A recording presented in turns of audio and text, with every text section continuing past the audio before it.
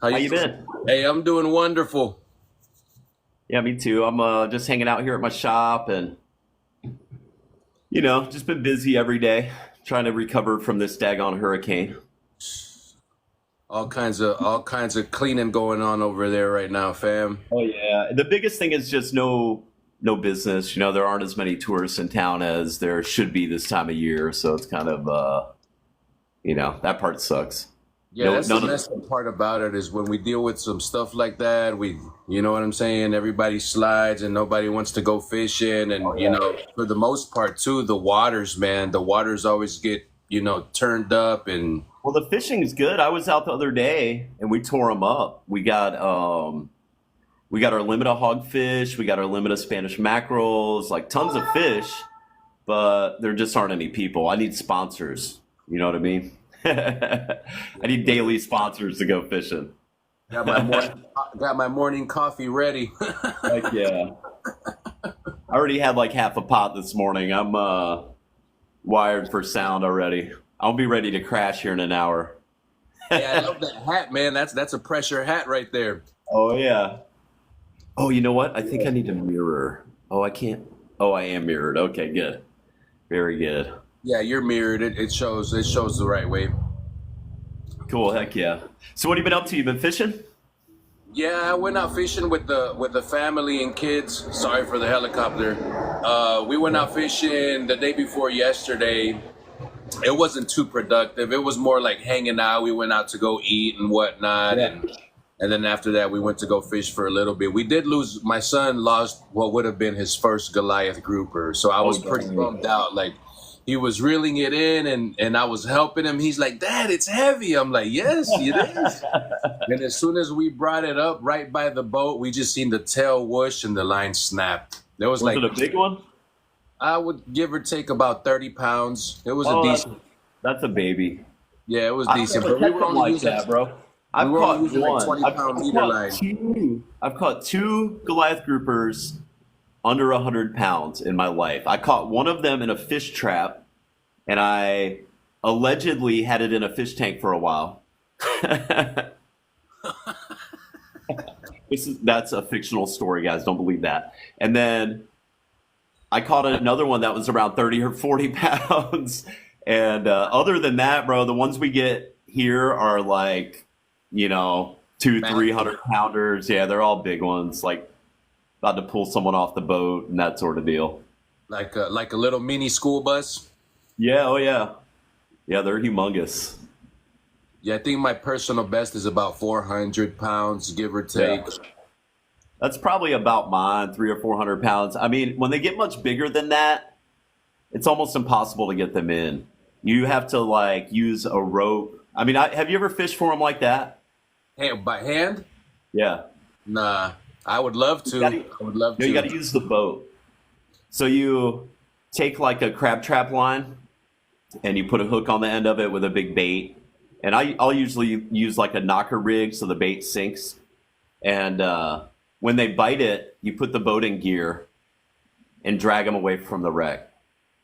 I tried doing that with my fishing line, and my fishing line snapped. Oh yeah, you gotta use crab trap line, bro. You need something like over 400 pound test because they'll break 400 pound test. Oh yeah, They I've do had that them break over a and over and thousand over. pound test. I've had Yeah. them break 1,000 pound test like nothing. Oh yeah. Yeah, it's pretty crazy. Heck yeah. Yeah. Panfish says go over there to Boca Grande by them phosphate docks. They got some Oh big yeah. ones there. They catch big ones there. Yeah, that's like Tarpon City right there. That's where the tarpon run too. Oh yeah. Yeah, I've actually never fished in Boca Grande. I've always really fished up this way. Um, I mean, I know where they live here. Pretty much every artificial reef in Pinellas County has Goliath groupers on it. Like at any artificial reef you go to here, there's a Goliath grouper there. I guarantee it. If What you do you swim around on the bottom, you'll see 'em. what do you think about the gag grouper only being 2 months a year now versus 10 months? No, it was 2 weeks. Yeah, 15 days. You're right. It was from Wow. That's September, right? terrible. September 1st to like September 15th or something like that. Yeah. Yep. That's a terrible season. It should be longer. I don't agree with it. I think that the numbers, their surveys, and all that crap they do are way off.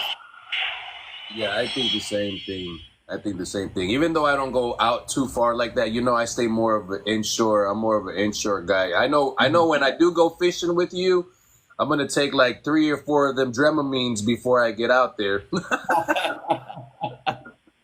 I mean, some days it's beautiful, some days it ain't, You'll probably be all right. We're going to have plenty of chum. I mean, I've been seasick a few times. It happens.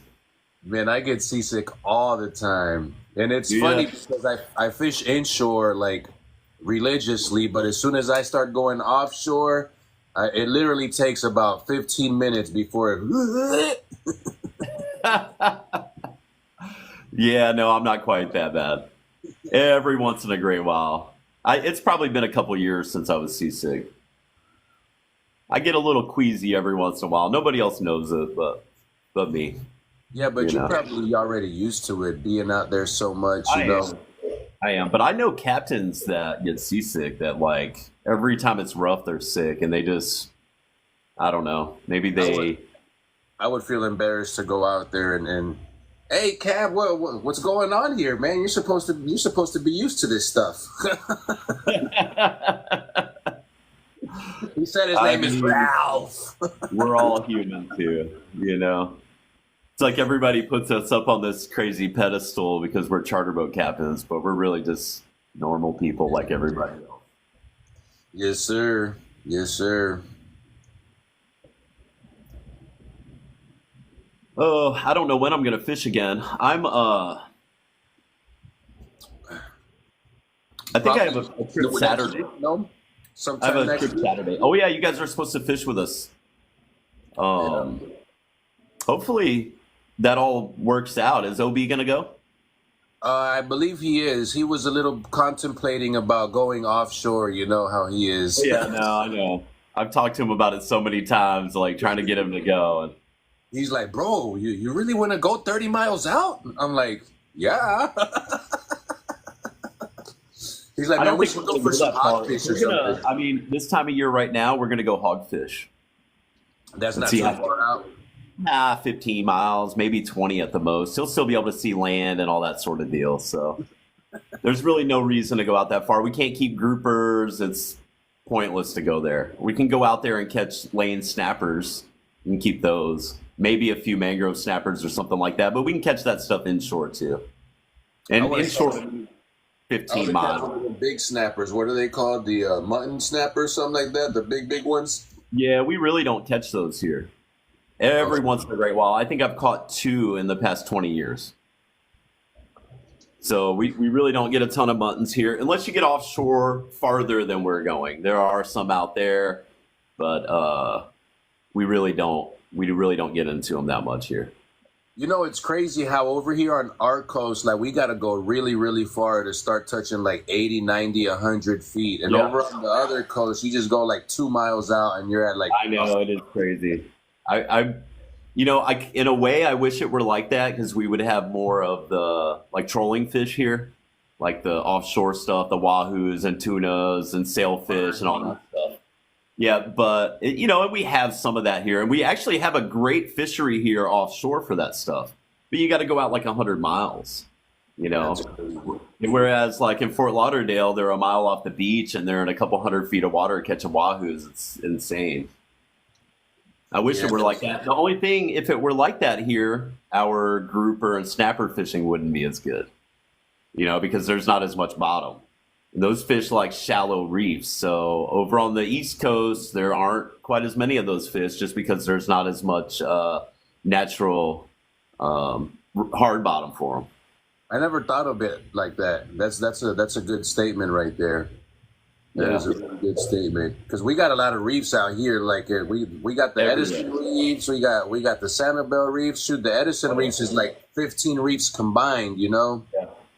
Yeah, I mean, most of the reefs here are just natural bottom. So like what I think it is, so there are like ledges and just big patches of like they call it Swiss cheese bottom, that sort of stuff, which is just limestone with holes in it. Fish can swim in and out of it, and there's like little undercuts and all that sort of stuff. So what I think those ledges are is I think those are old creek beds and old river beds from when there was a lot more land. Florida was the coastline, the west coast of Florida coastline was 200 miles west of where it is now at one time. So there were actually people living there. There were giant land mammals living there, mastodons and glyptodons and all kinds of crazy stuff. And we know that because we find their fossils everywhere. You know, you can find them all over the place here. What about tectonic plate shifting? You don't think that could cause the ledges as well too, or no? No, it's limestone. It's not really like bedrock, like you would think of something on a fault line. It's you know, that would happen somewhere like in California where there's a big fault line and one side's. No, this is like if you go down on the bottom and swim around in some of these areas and you see this limestone ledge, and then you kind of picture that in your mind and you go inland, say you go to the Peace River or you go to the Withlacoochee or somewhere like that when the water's low, and you look at the creek banks, right? In my opinion, that's what that is. That's an old creek bed out there where the rock's exposed and water used to run there and created it. So, you know, kind of an interesting geology. Like if you think about it that way when you're fishing, it helps you out a little bit. You know, I never really thought of it like that either. Like I just go out there and fish, and I know what spots are good for the most part, you know. But it is true, you know, because at one point in time back in the days, the land was a lot different than what it is right now. Oh yeah. Yeah, it you know, so I like when I'm fishing, and I'm always looking for new spots because I fish so much. If I fish the same spots over and over, they get fished out pretty quickly. So I'll try to go to a spot once, maybe twice a year. If I go there twice a year, I'm looking for different species. So, you know, when I'm riding out or riding in, I'm like trying to think about what the bottom looks like according to like my sonar machine. You know, so I'm looking at my sonar machine and I'll see like sand, and then it kind of drops off and goes down into, and you can kind of think about land here. If you think about what it looks like on land, minus the trees and the houses and all the shit, it's the same thing out there. Yeah. You know, it's just where the land is eroded. I like when I use my sonar, like I like how like the colors tell you what, you know, if it's deeper, if it's higher, you know. Yeah, I mean, that's how I find hard bottom, like just the trails on my sonar machine. If the trails underneath the bottom are really dense, you know, on my machine it's bright red. I can change the color to whatever I want. I can make them blue or white or black or whatever, but the longer the tail underneath the bottom, the harder the bottom is. You gotta love technology. Yeah, it's crazy. It's really crazy to think that not that long ago, people were using like soapstone to figure out what the bottom was made out of. Really? They would use like a stone, right, on a rope, and they would put soap on the bottom of it, drop it down to the bottom, and if you bring up sand, you're not on hard bottom. You're on the sand. Gotcha. And they would find their fishing spots with a compass and a watch. Right? I'm gonna drive for I'm gonna go on a 270-degree heading for 55 minutes, and that's my spot. Now, I feel like if you did that today, you're not going to do as well because there aren't as many fish anymore. So those guys had the benefit of you could stop on about any rock out there and catch fish. You know, it's not quite like that anymore. What's up, Fuego? How's it going? Cool. So how's the fam? They're good. There's been like a bug going around. The neighbor's kid got sick, and then my kid got sick. I don't know, like if you know. So you're next. Shoot. One thing about me is it's rare when I get sick. Like I don't know if it's just my system, how my system works. My girl and my kids can all be sick, and I will not get sick. I I will don't not. get sick very often either, but if I do, it's because of my kids. And then when we do get sick, it's big time sick. Oh yeah, that's exactly right. Yeah. I mean, otherwise I just ignore it unless I like feel like I can't get out of bed in the morning. I'm like, well, something's going on. And then I had my live wells in my boat weren't working. My nav lights weren't working. My music wasn't working. So I took it to the shop and had everything fixed. I'm so thankful for my mechanic. He's top of the line, but he's like the only thing that he did mess up on, and he's like, oh, you need to run new wires for your amps. So I ran new wires for my amps. It took me like 3 hours because I couldn't push it through. It goes down to Right. the bottom. Oh It yeah. took me 3 hours to figure it out, and I ran them, hooked everything up, nothing. Oh dang. So what was wrong with it? Bad connections or I something? think it's there's a fuse box, and you can push the fuse box and it pops. Yeah. It's not popping. Like Well, it that's pushes in and probably, pushes out. So I think it's the fuse. or maybe you have a short somewhere. But I ran new wiring. Yeah, that's weird. He said that he ran it directly from the batteries to the amp and that it was working. But I didn't think Yeah. about to ask him, well, did you run it to where the fuse box is and then to the amp? I didn't think of asking him that. You could probably test it pretty easily just by running a couple dummy wires and Yeah, hooking straight. it up. Yep, Yeah, just and run just them see if straight. it works, and then at least you'll know. Or Well, you that's can why I'm test the thinking that voltage coming out of that box. that's why I'm thinking that it's the amp. I mean the fuse box, because Right. he said that he ran it directly from the battery to the amp and it worked. The corrosion. Yeah. Well, that would mean that my ground plate was corroded. That's why my nav lights stopped working. That's why my live wells weren't working. So they cleaned it all up. They Yeah, cleaned it that's all good. up. I have electrical problems on my boat sometimes. I don't know. I just replaced a bunch of stuff though. I replaced like the solenoid, and I went to like an alternator shop. I got a new starter, and I talked to the guy at the alternator shop, and I was like, I need a more heavy duty solenoid because I was like going through these things like once a month. And he hooked me up with that. I think that kind of alleviated a lot of my problems, but With um, like more amperage. yeah. Yeah, it's got more amperage. It's just a more heavy duty. It's made for like heavy machinery rather than like a car, I guess, or something. I don't know. You do all your work yourself, man. I respect you for that. I mean, I know some things, but I don't know everything like that.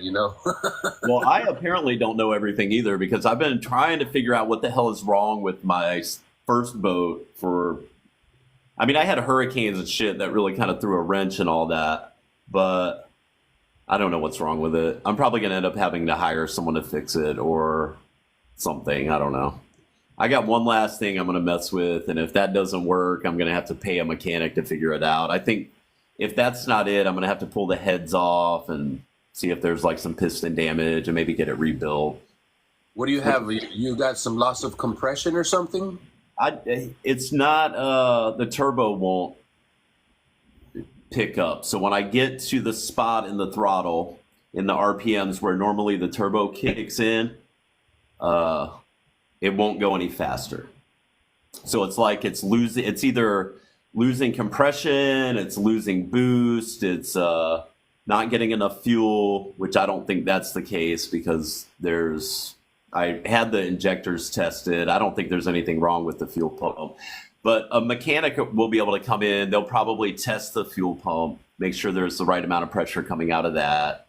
And then if that doesn't look like it's the problem is all the parts for this damn engine are super expensive. Like a new fuel pump, I got it priced the other day, is like $12,000. What? Yeah. That's insane, right? I know I could almost buy an outboard for that. Yeah, I was gonna say you could buy a whole nother engine for that.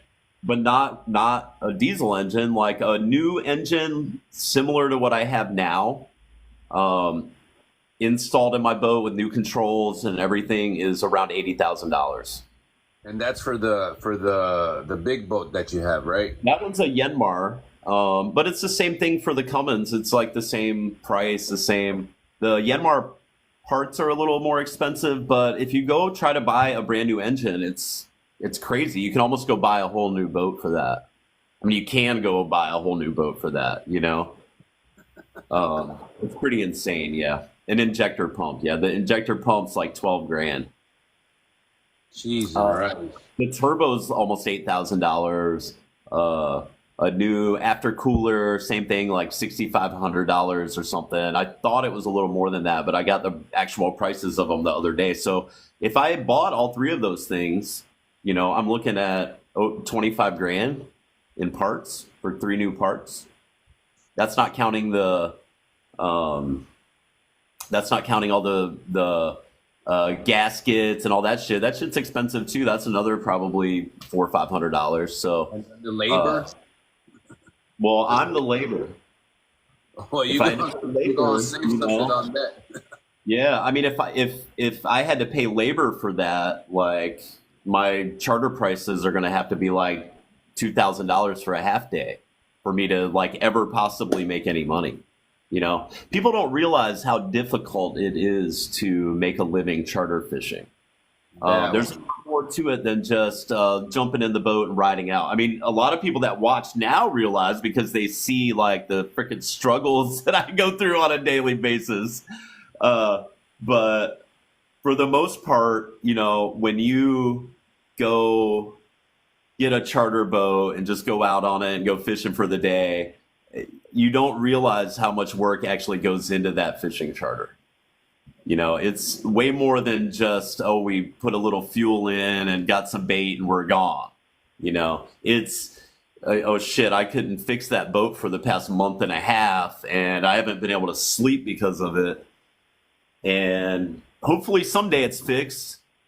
I mean, I know it will be, you know, I've been through this sort of shit before. It's not the first time I've ever done this. I've been doing this for 20 years. I've been broke down for months. I've been at dry dock for months, like fixing hull issues and, you know, all kinds of crazy shit that just happens. But people don't realize all that. You know, they just realize, oh, we went fishing and it was fun. And, you know, that's why it's so expensive to go fishing, because you have to somehow pay for that, all that. And at the same time, try to like pay your bills. You know, at one point, Cito had me on speed dial because I caught them too much. Okay, so you gotta tell me. You gotta tell me. What's up? What happened? We were all watching your live a while back. Okay, and whose SUV went in the water? Oh man! Oh, that was crazy. I turned it on. I think it was like kind of late at night, like 10 or 11 or midnight or something. And I'm like, holy shit! Charlie Hookem backed all the way into the water at the boat ramp. Not me. That was okay. Okay. I took my buddies out fishing, and they're like, I was like, well, I mean, I don't. My truck was getting worked on at the moment. And my girl, she hates it when I pull the boat with the Jeep, even though the Jeep can pull it 100%, you know, but she hates it because she's like, well, then you're gone. And if I got to go somewhere, what am I going to do? You know, all that stuff. Right. So I was like, I told my homeboy, I was like, hey, let's just use your truck. He's like, all right, that's fine. No problem. So when we get to the boat ramp, he's like, man, I don't know really how to do this. I was like, don't worry about it. I got you. So we back up the boat, everything. Boom. We go fishing. We go hang out. We're out there in the water. It's already getting late. We call it in. As soon as I get to the boat ramp, he's like, hey, I saw how you did it. You know, I think I got this. I'm like, are you sure? He's like, yeah, man, it should be a piece of cake. He goes and gets his truck. The first thing he does is he starts freaking, what do you call it? Jackknife. Yeah, he starts jackknifing. I'm like, oh man, this isn't working out already. So I guide him to back in and everything. And then when he backs into the water, he just goes literally right into the water. The back tires go underwater. The bed goes underwater. I'm like, yo, what are you doing? You're way too far back. he tries to put it in drive, and the tires just keep spinning, and the truck just keeps going slowly back into the water, Oh my God, are you serious? little by little. So then I'm like, oh man, shoot, this isn't gonna work out. You know, I'm over here screaming at him. I'm like, dude, just get out the truck. It's already done for. Like the water was already like towards the back doors because it was a 4-door truck. Oh my God. So I'm like, yeah, man, I'm gonna go live. There ain't nothing we can do. He was trying to pull the boat out, and the tires were spinning and just sliding backward. I didn't even. I had the boat on the dock, and he had backed up too far enough. I got in my boat and moved it out of the way because I didn't want my boat to get hit. You know, it was. So he just backed all the way up into the water. Just backed all the way up into the water. I'm trying not to get my tires in the water, bro. I don't want that salt water on my freaking tires. I keep mine when I back up. That shit's like 1.5 to 2 feet from the edge of the water. If you get salt water on your truck, it's toast, bro. You might as well go drive around. You might as well go drive around in freaking Detroit all winter because it's about the same amount of salt. and then like not only that, like when you back your truck up, like like you start figuring out how far back you should back up. Like for example, for me, when my fender wells on my trailer are barely popping out of the water, that's when I know that's the sweet spot for me to be able to pull my boat into it. You know, there's always a sweet spot for everybody. It is. Mine is right before my tires are touching the water because I ain't backing up into the water. If the boat ramp requires me to back into the water, I'm gonna find a new boat ramp. Man, the one over there where OB goes to, man, that thing has a heavy drop. I was like, yeah, I don't like that. Like it goes down, like the slope is like this, and then it just goes straight down.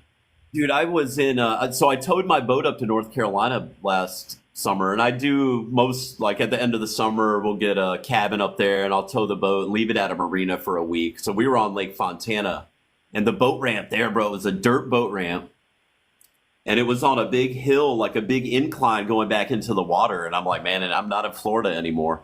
And I don't have a 4-wheel drive. It's a 2-wheel drive truck. So I get down in the water and I'm like, there ain't no way in hell I'm pulling this thing out of here. But it did, but it was a little sketchy for me. I guess those boys out there are used to that. They probably all have 4-wheel drives too. Yo, one thing that I gotta give it to that truck, like, you know, we called the tow truck. The first tow truck couldn't do nothing. He went into the water. He's like, he put the cable into the water and we couldn't take it off because you couldn't pull it out. And he's like, if I go in there and I take it off, I'm telling you guys that you take it off like this. I'm like, go in there, try to figure it out. He couldn't do it himself. So he had to get a hammer to take the winch off. The winch. It was the winch. Oh, yeah. So we had another tow truck guy pull up, and he couldn't take it off either. He couldn't pull the truck out or nothing. So his buddy showed up. We had 3 tow trucks pull up to get that truck out of there. It took maybe about 5 to 6 hours. We were there for like 5 or 6 hours minimum because it was. Oh, I watched a lot of it. Yeah, I know. Yo. Well, one thing I gotta give them Dodge Rams, man, them windshield wipers are the truth. them suckers kept going. No, I'd go to sleep and I'd wake up and be like, man, I wonder if they got that truck out. You know, an hour later, I'm like, oh shit, they ain't got it out yet. What's up, fam? That was rowdy. Oh, it was entertaining. Man. It was definitely entertaining. Yeah. So what happened to the truck now? Does the insurance pay for something like that? Yeah, that's good. Yeah. Luckily, I was trying to get him to. I was trying to get him to pay for my trailer too, because I had a small little dent in the back of the trailer from where it backed into the wooden pylon. Yeah. Did it? Yeah, that's crazy. Did it like mess up my trailer? No, the truck, like, did it start smoking and stuff, like, from all the... No, that's what was crazy. Like out or anything weird? Nothing. Just, I mean, everything started shorting out. Like the lights started flickering and stuff. But I'm Yeah, telling you, them windshield wipers just kept going until, like, that's crazy. oh man. And then the 5-0 showed up and stuff, and Oh yeah. everybody was like, "Ooh, Charlie." Charlie's in trouble now. Oh shit. I went over there I went right to them and I showed them that I was live and everything. They were cool though. They were Yeah. cool people. That's cool. Rams Man, do that for a normal day on dry I've land.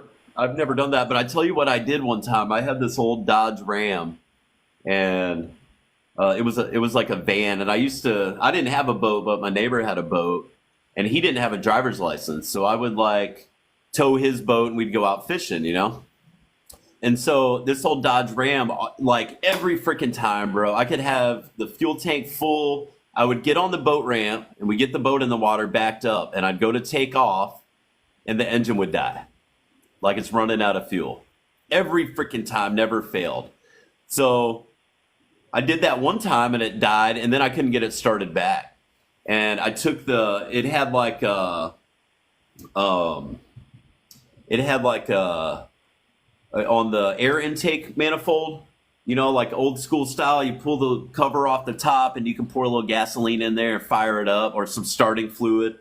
Right. So I put a little starting fluid in there, start it, and the thing backfired and caught on fire at the boat ramp. Oh yeah. It was not good. Not good. So I got the fire out and I couldn't get the damn thing started. Luckily there was a guy there in like a big 4-wheel drive truck that pulled me out. He had a tow strap and shit, but that was a little sketchy. Set my van on fire on the boat ramp. Did you think it was because like the fuel receive line was maybe more towards the front instead of towards the back of the tank, maybe? Bro, I don't know. That van was a pain in my butt. I know that. It had points on it, like old school like points. And I don't think it originally came with that carburetor that was on it and the distributor, but somebody put a new distributor on it with points. So it's like a little thing that like tap tap taps, and that's how it sparks. Oh, okay. I thought you So meant someone like put the a point like to distributor mark out of an older engine on it. And so I had to reset those things all the time. I'd be driving down the road and it would start like backfiring and shit, and I'd have to pull over and reset the points. And yeah, that thing was a pain in the butt. I tell you what, I finally blew the engine up on it on the south side of the Skyway. And this was a long time ago before I knew Heather. I had a girlfriend down there and I was going to visit her. And I get over the Skyway and the thing just started smoking, and one of the freeze plugs on the engine blew out and like cooked the freaking engine. Oh man. Yeah, her dad came and picked me up. We got it towed to the junkyard, and see ya. I was done with that thing. I used to drive over the Skyway back when I was like in I want to say like I was like maybe a freshman or something. I used to sneak out of class and go home, and my dad used to have an old school Mercury Cougar. It was like a 1994 or something, and he would have an extra set of keys that he would leave there, and I figured out where they were, and I used to sneak out and go visit one of my old girlfriends out there in St. Pete. Oh And yeah. the same thing with me, bro. The car broke down on the Skyway, bro. Oh man, when my dad found out about that, whoo, woo, Oh yeah. using the Well, belt was an understatement. I got caught sneaking out a few times. I used to, I'd sneak out at night and I would leave the window cracked a little bit. This is how I got caught, right? I was like probably a freshman in high school or something. And I left my window open a little bit. I never wanted to close it all the way because I was worried I wouldn't be able to get back in. And I would sneak out, and one of my buddies would meet me down around the corner. He stole his dad's car. He didn't have a driver's license, right? His dad would go to work. He would steal his dad's car. We'd go roll around all night being dumbasses, and then he'd drop me back off and go home before his dad got home, right? Yeah, really smart. Or we would just go to his house. There'd be like 5 of us or 6 of us or something hanging out at his house. He picked us all up. And his dad was at work all night. So I left the window cracked a little bit, and I put like pillows under my blankets and shit, and like made it look like I was still there because my mom would check on me in the middle of the night sometimes. Well, she woke up because it was cold that night, and I left the window open, and there was like a draft. So she woke up and she came in my room and realized the window was open and tried to close the window, and then she realized I wasn't there. And she closed the window and locked it, right? And so I'm hanging out at my buddy's house, and I was so dumb back then. We didn't have cell phones, like where you have all your phone numbers in the cell phone. I had a list of phone numbers that I kept taped to my wall. So she just got on the phone and started calling all the numbers, and she got to my buddy Talmadge. She got his phone number, and she called his house, and he answered, and I hear him talking, and he's like, what is he's like, oh, he's not here. And then he's like, hold on a second. And he puts the phone down. And he's like, it's your mom. And I'm like, oh, fuck. Tell her I'm not here. Right. So he gets back on the phone. He's like, oh no, ma'am, he's not here. And she knows damn well I'm there. Talk to her on the phone. I'm on my way home. Just keep on talking to her.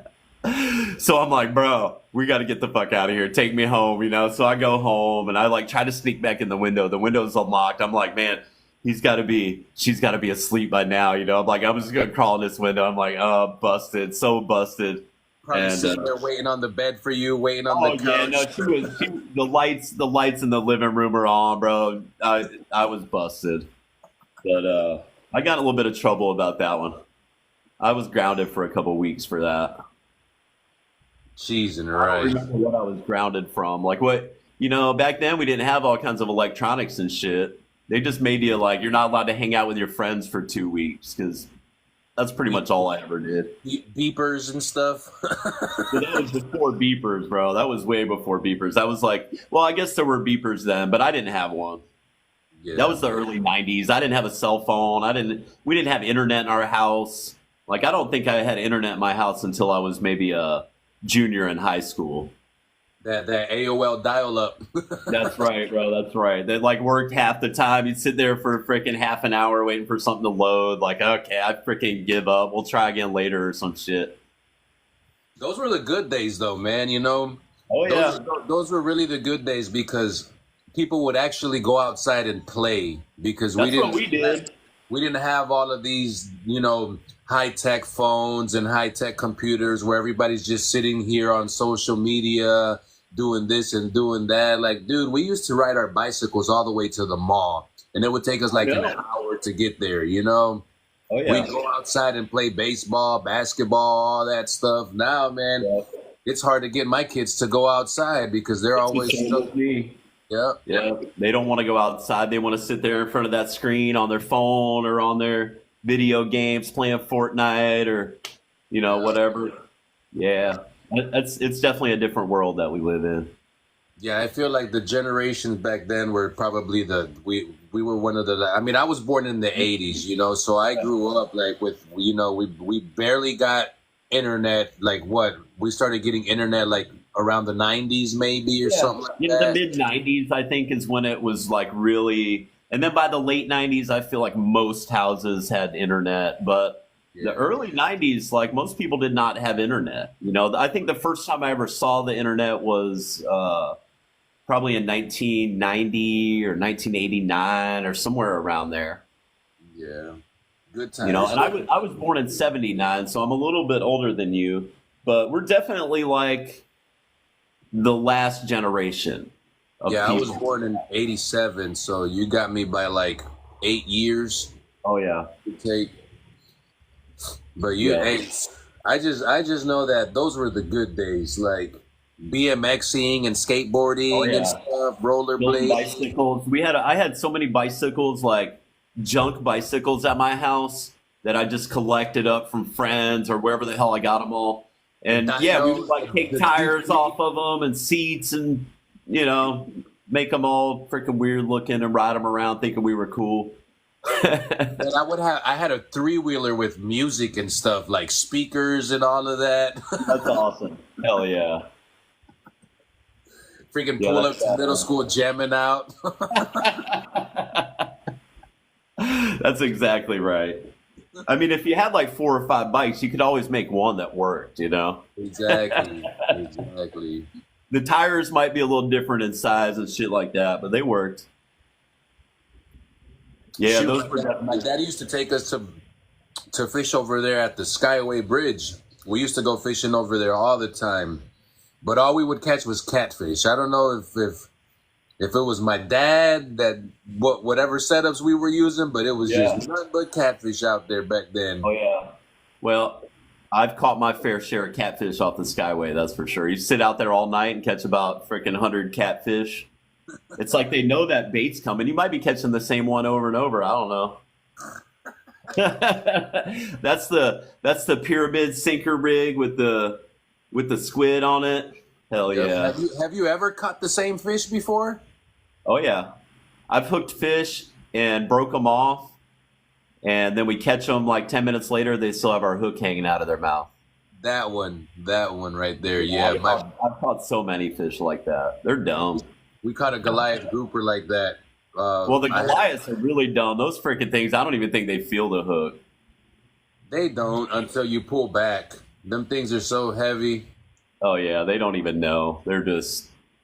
I mean, I've caught them before with freaking hooks hanging all over the place.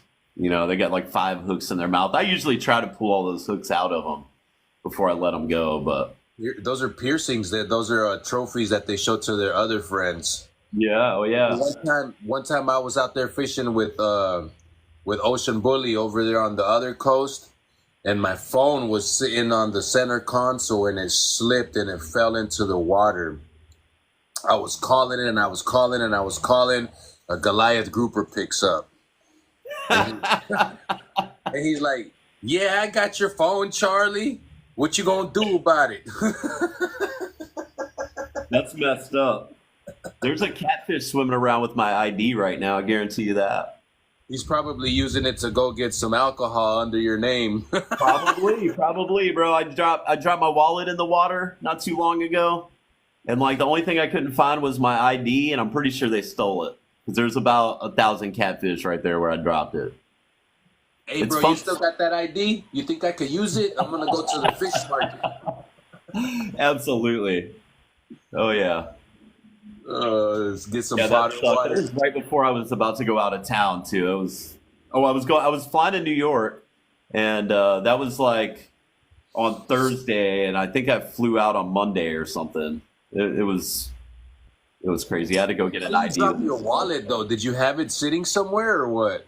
No, I had a bunch of shit in my hands, and I went to get off the boat. My wallet slipped out and fell, and the wallet floated, but like all my cards fell out and sank to the bottom. I got all of them back except for 2. The only thing left in the water was my ID. We couldn't find that, and a business credit card or something like that. But they gone. That catfish is probably going to use your business and use your identity for sure. I know. That's definitely what catfish do. Got me a whole new identity. Oh yeah. That's probably my fake accounts that keep showing up. Those damn catfish got me, bro. They're gonna run that credit. They're gonna run that credit on you and you'll be like, "Hey man, looks like you've been buying some catfish houses. You gotta buy 3 of them." You got a catfish Lambo. Oh man. Yeah, it's pretty crazy. I don't know. I know I'm ready to be fishing every day. I know that. I'm like stir crazy right now. I really don't want to do anything except go fishing. I need to get my little boat fueled up and maybe go do a little fun fishing. I haven't done that in so long. I haven't gone to the places that I want to go fishing recently. I'm trying to get out there. I just wanted all my lights to work, you know.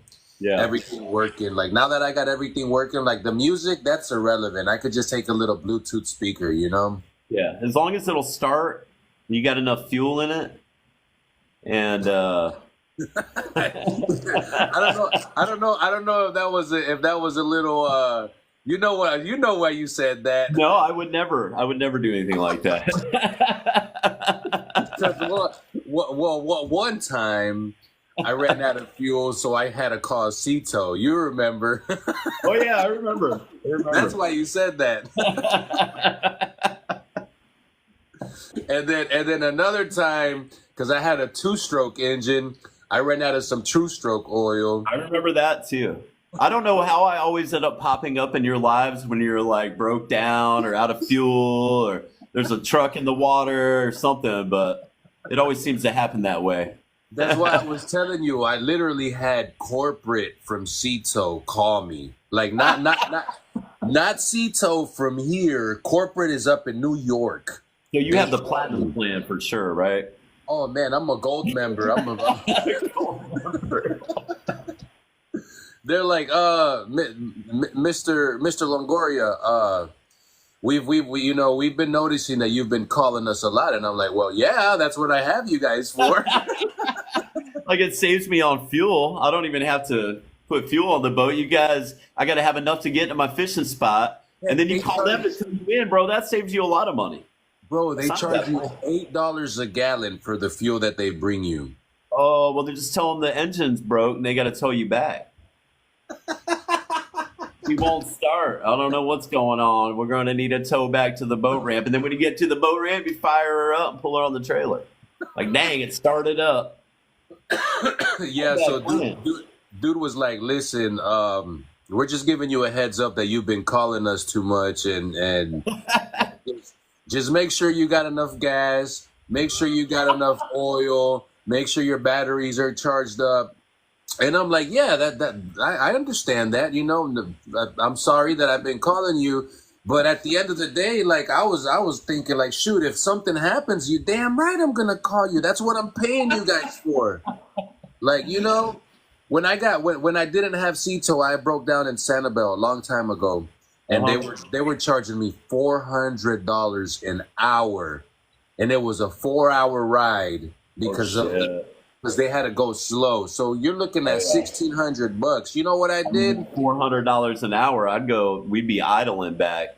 Hey, thank God for the trawling motors. Because that sucker got me to one of the closest boat ramps, and then I had somebody pick me up from there, take me to the boat ramp where my truck is at. Oh, and then you went and got. Yep. That worked out. Heck yeah. But they still love me. I still got Cito, and I'm going to knock on some wood because I haven't used them in a long time. I have Cito. It's like part of my boat insurance. Okay. But with my charter boat insurance, I have like a Cito membership from that. But I have used it. I have used it once. I was up in Crystal River on my little boat. And I had some engine problems when I first bought my little Aquasport that I have, and they came and towed me in. But that's the only time I've ever used Cito in all the years I've been on the water. I normally will just call someone I know and they'll come get me, you know? Yeah. But when you don't have any other friends that got boats and you're the only one with the boat, you're kind of stuck in a bubble. That's why I'm thankful for the boat that I have now, because that sucker's got low hours. Like I just don't have any friends that don't have boats. I just barely hit 400 hours on this engine. That's the first thing I ask people if we're going to be friends. I'm like, hey, do you have a boat? And if they say no, I'm out. Yeah.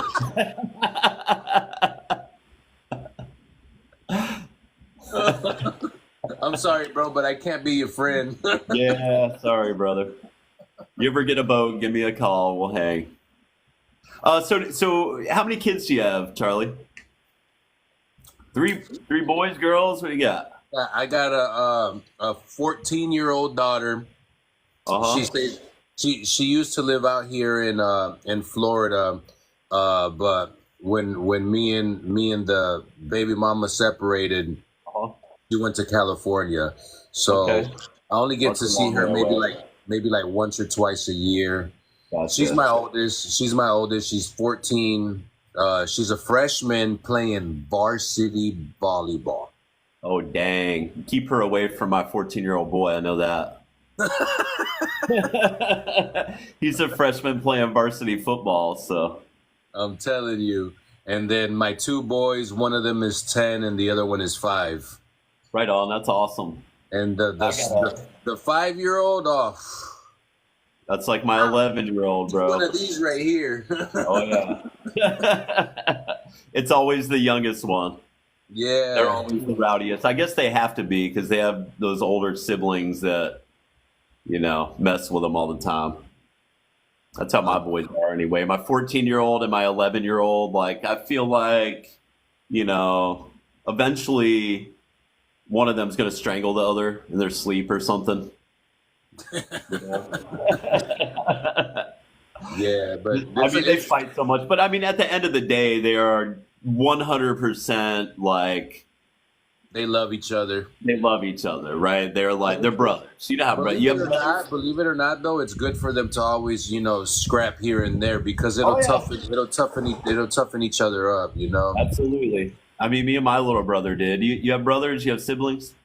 Yeah, I got one brother and 3 sisters. Oh man, are you the oldest, the youngest? Where you at? I'm the oldest. You're the oldest. All right, I'm the oldest too. Yeah, so it definitely having siblings definitely toughens you up a little bit because they're ruthless. My little brother. One time I was live, maybe like a year or two ago. I was live right here. We were having a cookout. And my little brother tackled me on live. Like, man, my back was hurting for like 2 weeks. Like, and he's a big boy. Like, he's shorter than me, but he's husky. And everybody on the live was saying, "Oh, you won't tackle him. You won't tackle him." And I'm sitting here like how we're doing right now, just conversating. And then my brother just comes from the side, and you just see my body go flying back. My feet went up in the air and everything, and they were like, "Oh, snap!"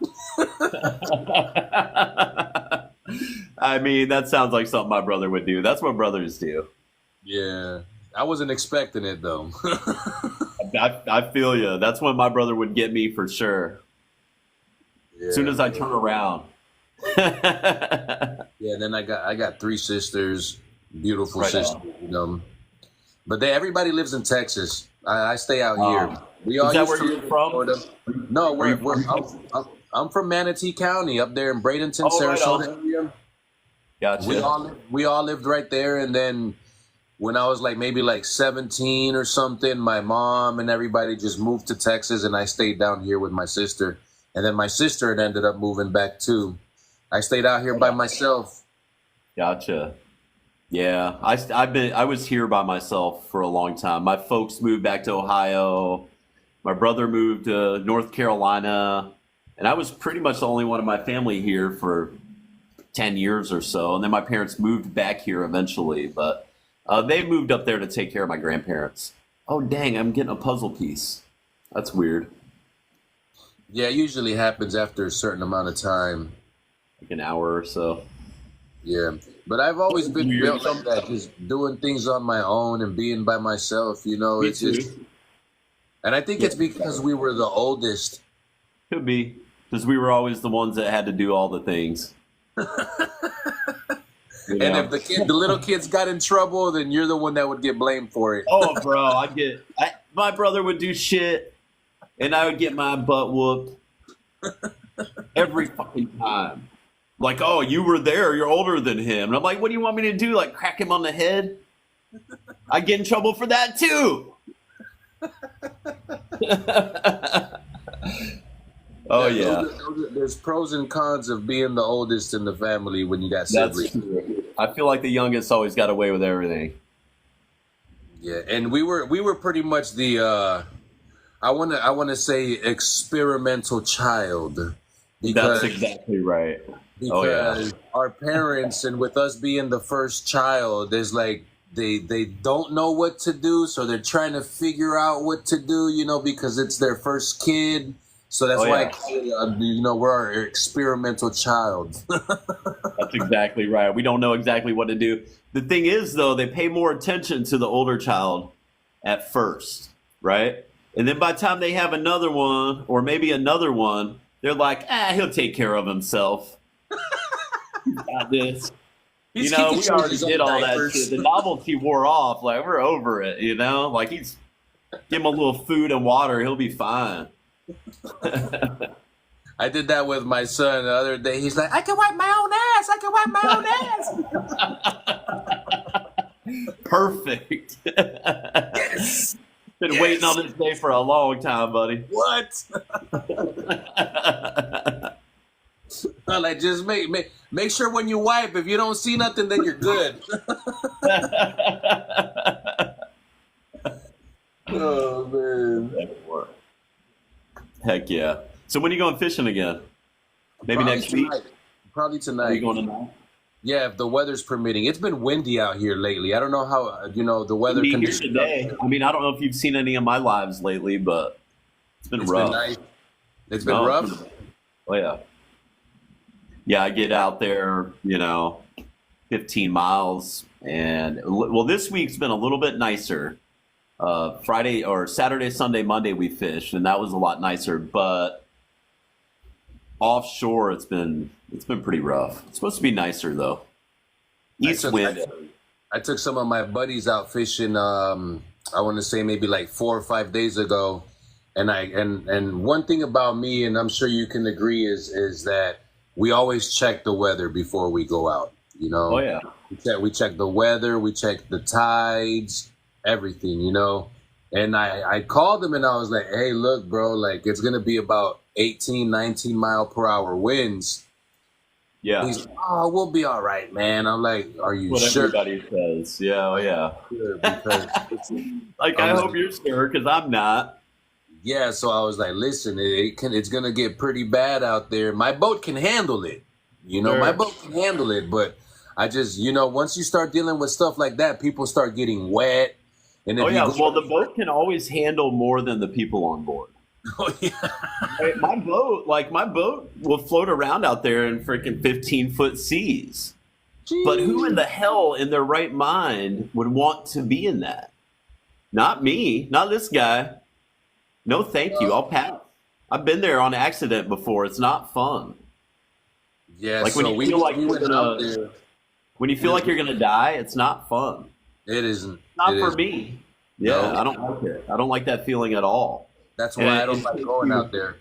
It takes you 4 hours to make a hour run, because it's so rough. Like, that's terrible. And it's just, you can see land and you're just stuck there until you get back, or whatever. But I hate doing that. It sucks. It's part of it though. We ended up pulling up to a spot out there. Like it was ugly. Like they were getting wet.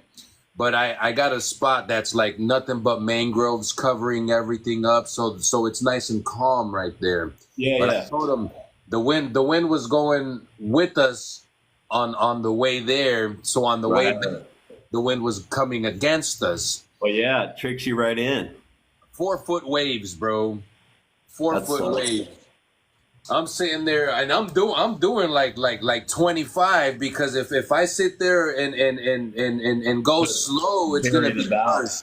Yeah, you're gonna exactly. So I'm literally jumping waves. Oh, that's bad. Everybody's bosom was hurting. Oh, I bet.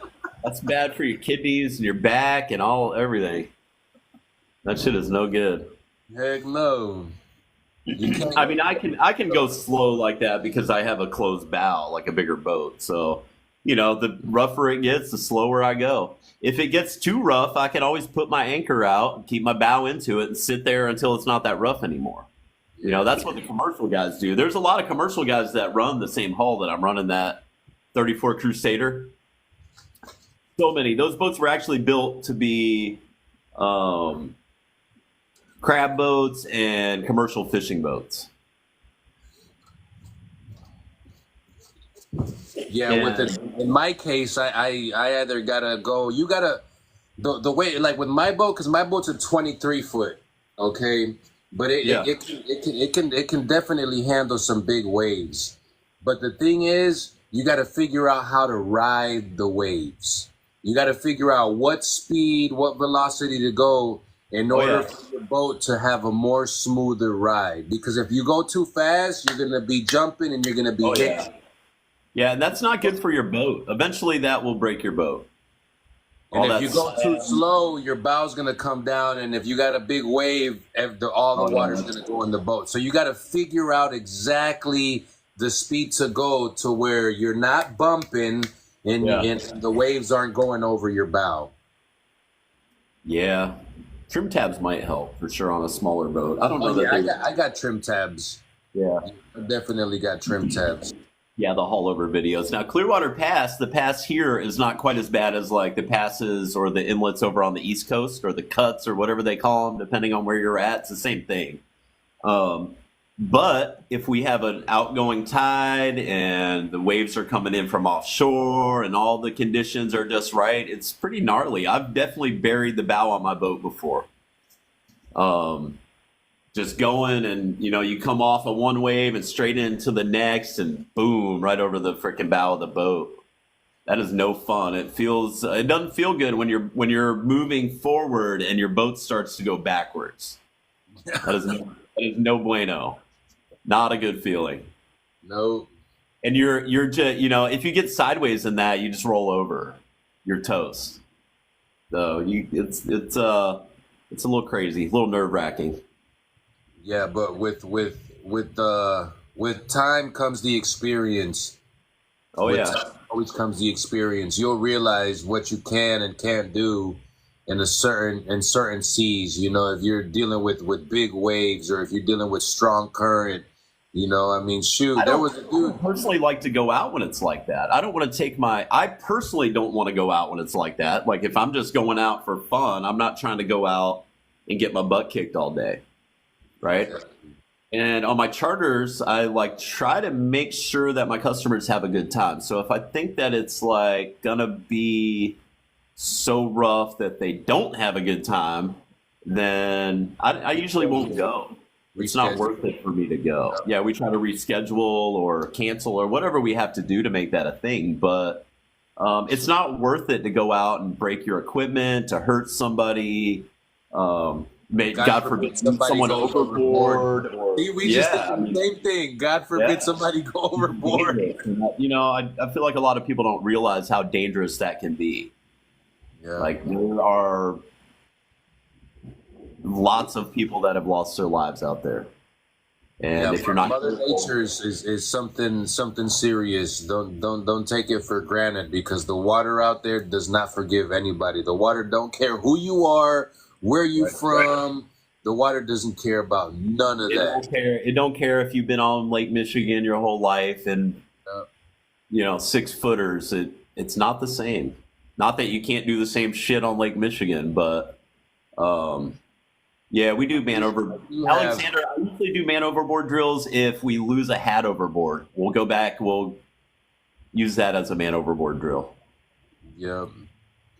And there's different things that you could do too. Like you can have a list up on your boat somewhere that's visible for everybody in case the captain was to go overboard. Yeah. Precautions, things that you could do. I got a list, in case something was to ever happen. Okay, what to do with the radio? I think that's you're supposed to have that on your boat, call on channel 16, Mayday, Mayday, Mayday. Yep. That's not a call you ever want to hear. For those of you that don't know, 16 is the channel that you want to be on for auxiliary calls like that. Yeah, if you want to get a hold of the Coast Guard, I have an EPIRB on both of my vessels. I mean, we have all the safety equipment, all that shit, but I personally don't want to be floating around out there for very long. Especially not in no 50, 60 feet water deep. No, I'd rather be actually floating on top of the boat. Yeah, in the boat. Yeah. And it's hard. A lot of times it's hard to predict that. So there might be a weather forecast that is it's going to be 15 to 20 mile per hour winds tomorrow. And I'm well, and then the forecast at the same time is 2 foot or less. And I'm like, well, I don't trust this forecast, right? If it's blowing 20 knots, it's over 2 foot. So I'll Yep. wait. I'll have a charter. I'll wait till the morning and get up and go outside and be like, well, the freaking oak trees are telling me that it's over 20, over 20 mile an hour winds. We're gonna maybe have to call it. Or Yeah, and one thing is, it's a lot, or if it's a windy lot out nicer here, than they said it was going to be, and we're able to go. It goes both ways because it's impossible for them to 100% predict what the wind's going to do. but if it's windy out here inland, then it's Then most it's really definitely windy. Oh yeah, windy out there in the water. absolutely. Yep. That's one thing that I've always learned. Like, oh, you want to go fishing today? I'll look outside, and if I see the trees are moving around, nah, it's too windy out there. I can look out here right now, and the oak trees are all The same here. The same here. Like the wind, I can actually feel the wind coming inside the shed right now. Would be a good day to be inshore fishing. Inshore fishing would be all right today. Offshore, maybe not so much. Maybe a little bumpy out there. Yeah, for sure. Have you guys had any red tide down that way? Yeah, it's starting to show up. It is starting to show up.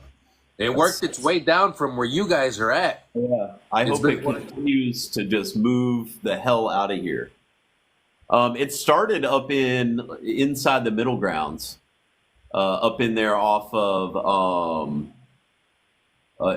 like Steenhatchee area, like all the way up that way, or a little south of there. There was a big patch of it up there after Helene, and I think it's probably from all the river runoff. I think that's usually how it is for us when we deal with it. For the most part, is because we got the Caloosahatchee River. Yeah, oh yeah.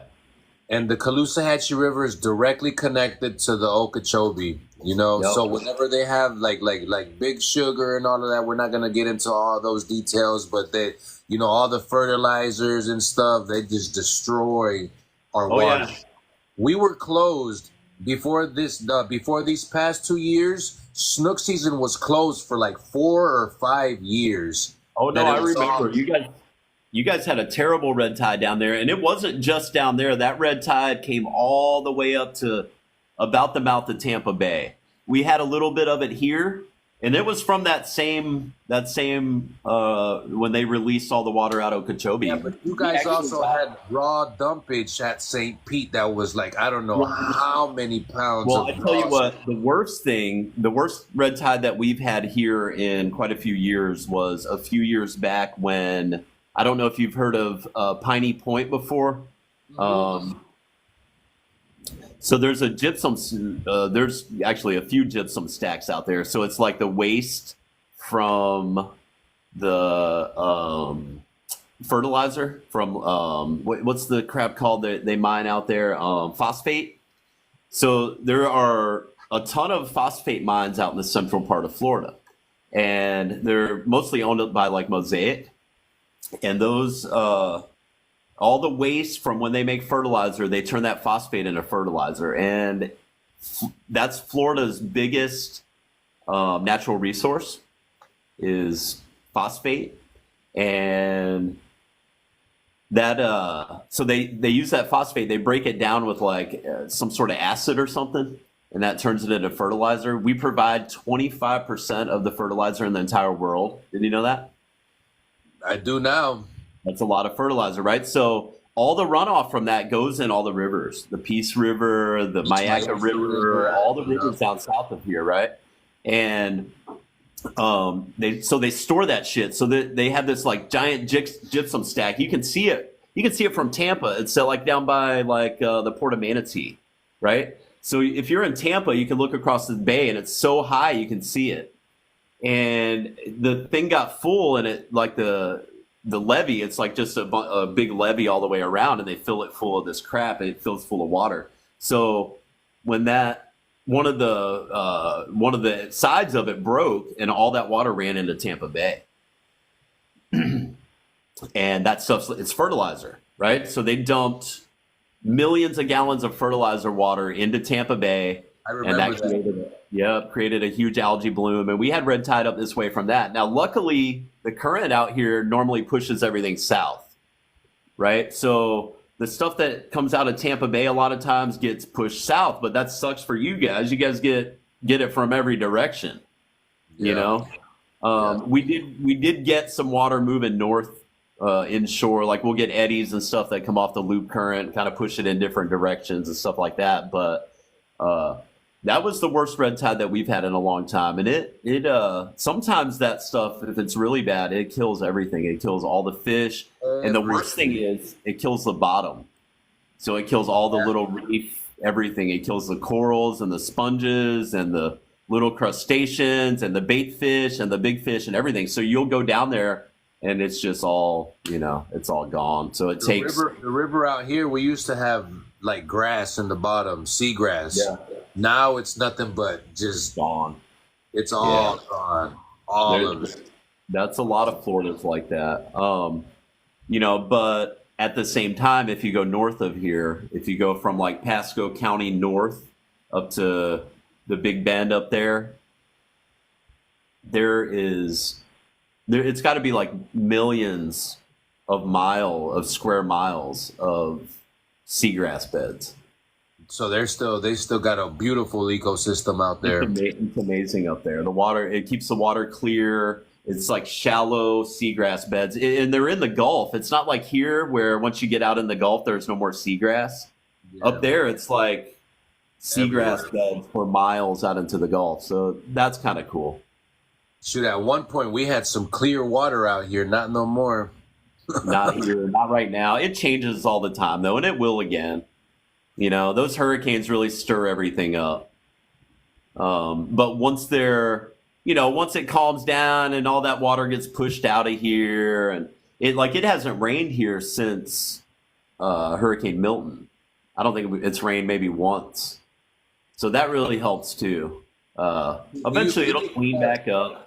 We used to have the water whenever they would let all that fertilizer stuff out, they would let it go through the Everglades because there was some tap-ins through the river, and they closed that down a long time ago. That's what it's supposed to do. It's all supposed to flow through the Everglades, and that cleans it all. They closed it down. They closed that down a long time ago. Well, they have those SPAs down there, the stormwater treatment areas. Those are still there.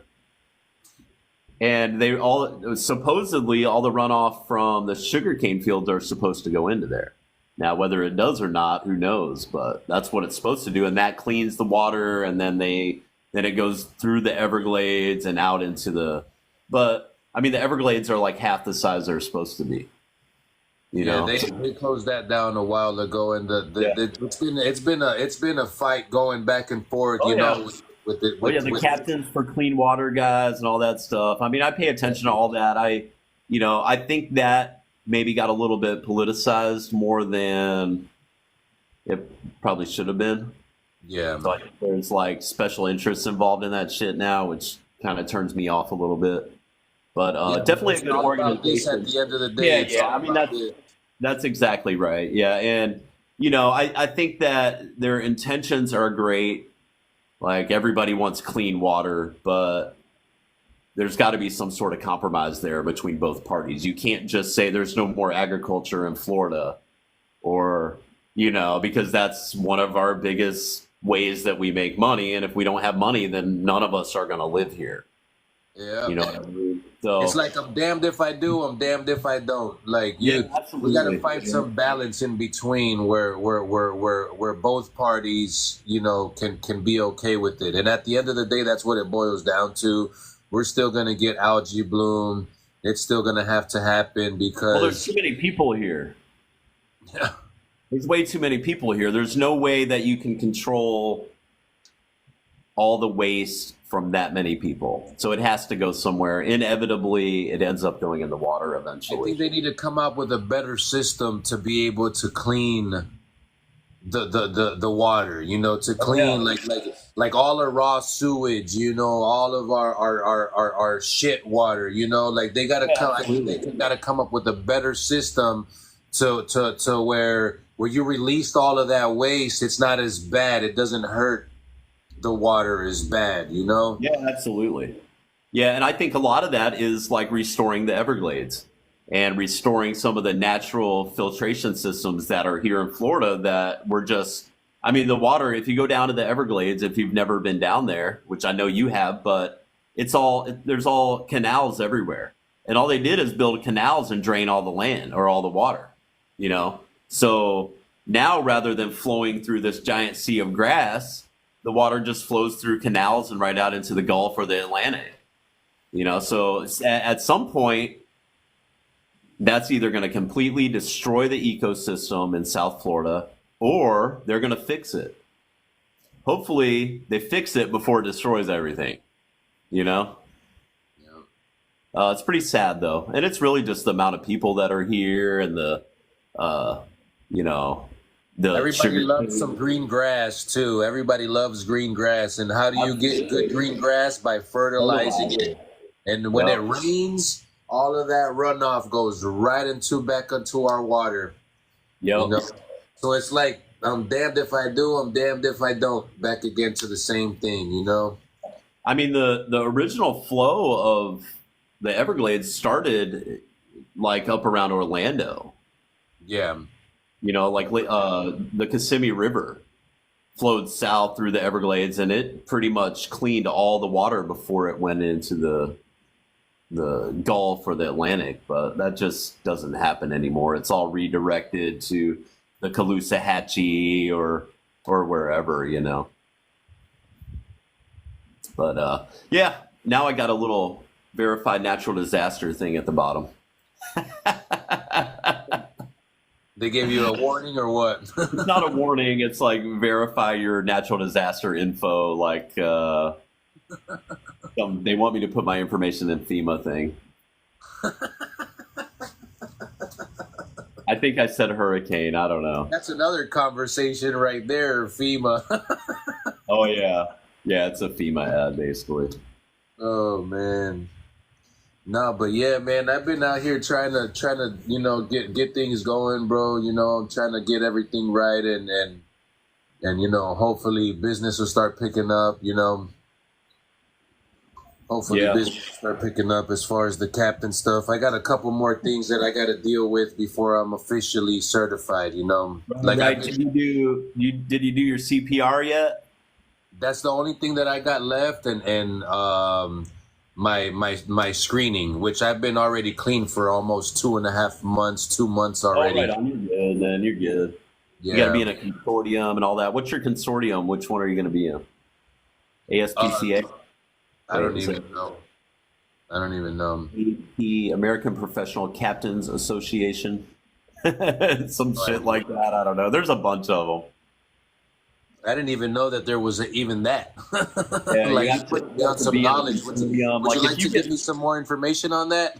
If you get stopped by the Coast Guard and you're not in a consortium, I think it's like a $10,000 fine or some shit if they choose to fine you for it.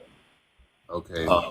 But yeah, you're supposed to be in that, and then you get like random drug tested. I normally get it probably once or twice a year. Okay. So, that's all part of it, man. I'm doing good so far. I'm doing good so far. I still got to write my hours down and stuff, which I definitely got more than enough hours, you know. Yeah, you fish enough. You're out there enough to be able to do that. For about 10 years, I've owned a boat already. Right on. I don't ever have any problem with the hours thing. I'm out there, you know.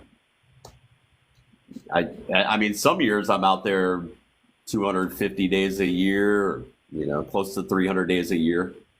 Yeah, Captain Dan said he got happy, Captain Dan. 3 times.